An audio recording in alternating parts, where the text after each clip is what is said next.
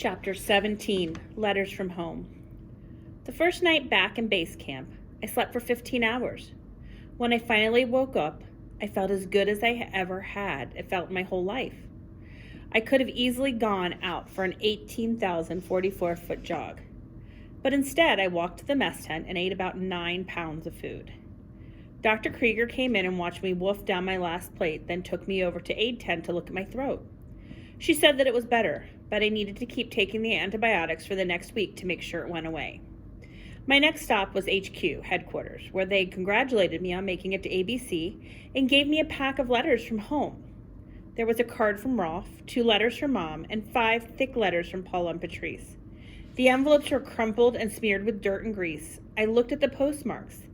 The mail had been sent to Josh's office in Chiang Mai, forwarded to Kathmandu, and from there, no doubt, thrown into a truck headed to the mountain. Thin airmail. Getting the letters caused my good mood to tank.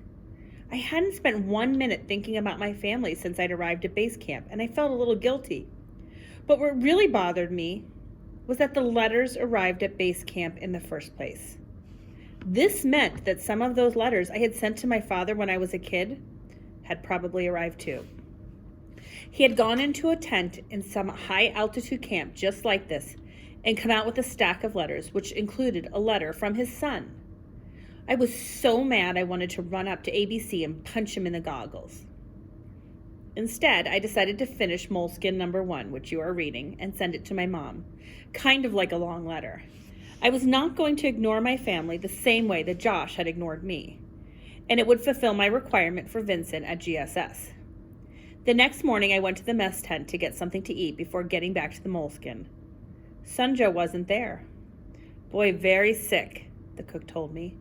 I took a thermos of hot tea over to Sunjo's tent. He was cocooned in his sleeping bag like a caterpillar larva with only a stocking cap head sticking out.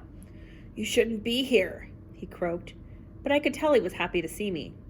His eyes were sunken and bloodshot, and maybe it was the dim light coming through the blue nylon tent, but he looked like he'd lost 10 pounds since I last saw him. I poured him a cup of tea. "You shouldn't be here," he repeated. "Forget it," I said. "You and I have been swapping germs for weeks. I'm immune." I put the cup to his lips, hoping I was right. "I'll be better in a few days." Looking at him, that was hard to believe, but I said I was sure he was right. I stopped by the aid tent. I wasn't sure if Dr. Krieger's duty included treating kitchen help, but if they didn't, I was going to talk her into it.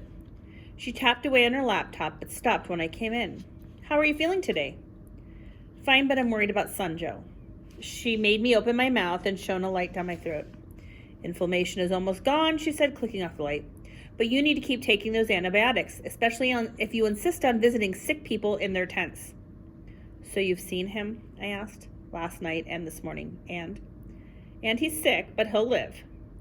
I spent the next 2 days writing and managed to finish the first Moleskin on the day Josh was to return from ABC in Camp 4.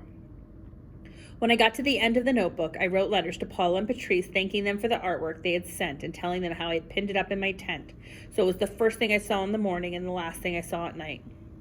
I told them that I missed them so bad and I was thinking about rustling a yak and riding it back to New York. Last, I wrote to Rolf. He had sent me a card with a photo of King Kong climbing the Empire State Building. Inside were 3 $100 bills and a handwritten note. "Hang in there, Peak. I miss you. I want you home. Love, Rolf." Not we. I miss you. I want you home. With those 2 sentences, he had done more for me than Josh had ever done or could ever do. I went over to headquarters and addressed the envelopes. Sparky told me the mail would go out the following morning.